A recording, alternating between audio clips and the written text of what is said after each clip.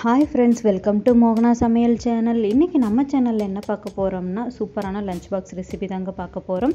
அதுவும் கொத்தமல்லி வச்சு கொத்தமல்லி சாதம் தாங்க செய்ய போகிறோம். வாங்க இதை எப்படி செய்யலான்னு வீடியோக்குள்ளே போய் பார்க்கலாம். வீடியோவை ஸ்கிப் பண்ணாமல் பாருங்கள், அப்போ தான் உங்களுக்கு வீடியோ டீட்டெயிலாக புரியும். குழந்தைங்களுக்கு என்ன லஞ்ச் பாக்ஸ் செய்கிறதுனே தெரியலன்னா அப்போ இந்த ரெசிபியை மறக்காமல் ட்ரை பண்ணி பாருங்கள். வாங்க இப்போ வீடியோக்குள்ளே போய் பார்க்கலாம்.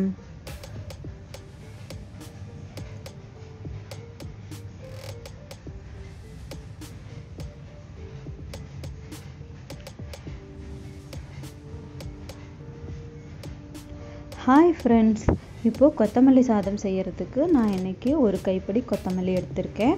அதை மிக்ஸி ஜாரில் சேர்த்துக்கலாம். இது கூடவே தேவையான அளவு பூண்டு சேர்த்துக்கலாம். ஒரு 4 பல் போல் பூண்டு சேர்த்துக்கலாம். கூடவே காரத்திற்கேற்ப பச்சை மிளகாய் 2 சேர்த்துக்கலாம். இது கூட இஞ்சி சேர்த்துக்கலாம். வேணா சேர்த்துக்கோங்க, விட்டுருங்க, இல்லைன்னா ஆப்ஷனல் தான். இப்போ இதை மூடி போட்டு நல்லா அரைச்சி எடுத்துகிட்டு வந்தாச்சு. இப்போ பாருங்கள், இந்த ஸ்டேஜில் நீங்களும் அரைச்சி எடுத்துகிட்டு வந்துடுங்க. இதுக்கு தேவையானது ஒரு பெரிய சைஸ் வெங்காயத்தை நீளவாக்கில் நறுக்கி வச்சுருக்கேன். கூடவே கருவேப்பிலை, வரமிளகாய். இப்போ இதை தாளிப்பு கொடுத்துடலாம். ஸ்டவ் ஆன் பண்ணி கடாயில் ஒரு 3 டேபிள் ஸ்பூன் ஆயில் விட்டுக்கலாம். ஆயில் நல்லா சூடேறினதும் கூடவே கடுகு உளுந்து போட்டு தாளிப்பு கொடுத்துடலாம். இப்போ கடுகு உளுந்து நல்லா பொரிஞ்சு வரட்டும். இது கூடவே கொஞ்சமாக சீரகம் சேர்த்துக்கலாம். வரமிளகாய் காரத்திற்கேற்ப சேர்த்துக்கோங்க. கூடவே நறுக்கி வச்ச வெங்காயத்தையும் ஆட் பண்ணிக்கலாம்.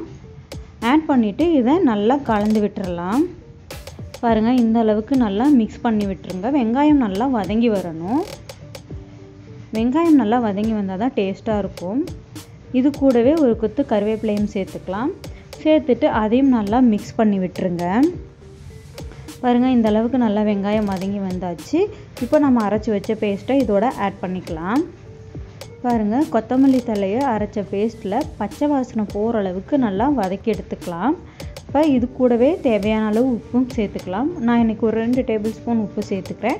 ஏன்னா நம்ம சாதம் போட்டு கிளறும் போது சாதத்துக்கும் உப்பு அப்படி உப்பு சேர்த்துக்கோங்க. இப்போ இதை நல்லா கலந்து விட்டுறலாம்.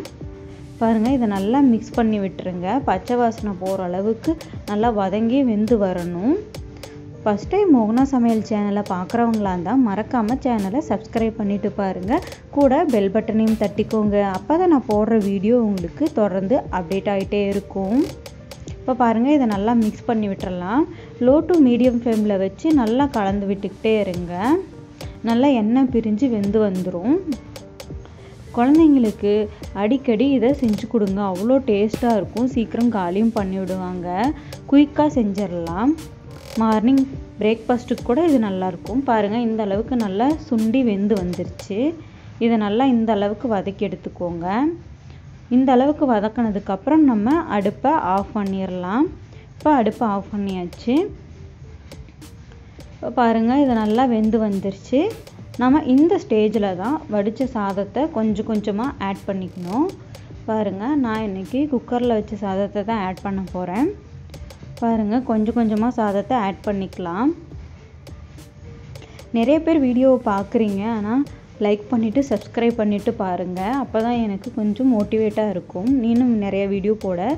இந்த மாதிரி கலந்து விட்டுக்கிட்டே இருங்க. நல்லா சாதத்தோடு மிக்ஸ் ஆகிற அளவுக்கு நல்லா கலந்து விட்டுக்கலாம். பாருங்கள், இந்த அளவுக்கு நல்லா கலந்து விட்டுறலாம். கொஞ்சம் உப்பு சேர்த்தும் கலந்து விட்டுறலாம், சாதத்துக்கு உரைச்சாப்படி. இதை நல்லா இப்படி கலந்து விட்டுக்கிட்டே இருங்க. நமக்கு சீக்கிரம் ரெடி ஆகிடும். ஒரு 10 மினிட்ஸில் இந்த ரெசிபியை நம்ம செஞ்சிடலாம். பாருங்கள், இந்த அளவுக்கு நல்லா கலந்து எடுத்தாச்சு. அவ்வளோதாங்க, சூப்பரான கொத்தமல்லி சாதம் ரெடி ஆகிடுச்சு. நீங்களும் உங்கள் வீட்டில் இந்த மாதிரி ட்ரை பண்ணி பாருங்கள். ட்ரை பண்ணி பார்த்துட்டு எப்படி இருக்குன்னு மறக்காமல் கமெண்ட் பண்ணுங்கள். இந்த வீடியோ உங்களுக்கு யூஸ்ஃபுல்லாகவும் பிடிச்சிருக்கணும்னு நினைக்கிறேன். பிடிச்சிருந்தா லைக் பண்ணுங்கள், கமெண்ட் பண்ணுங்கள், ஷேர் பண்ணுங்கள், சப்ஸ்கிரைப் பண்ணுங்கள். தொடர்ந்து மோகனா சமையல் சேனலுக்கு உங்களோட அன்பும் சப்போர்ட்டும் கொடுத்துக்கிட்டே இருங்க. இதேமாரி நிறைய ரெசிபி பார்க்க தொடர்ந்து மோகனா சமையல் சேனலை ஃபாலோ பண்ணுங்கள். நான் அடுத்த வீடியோவில் பார்க்குறேன். பாய்.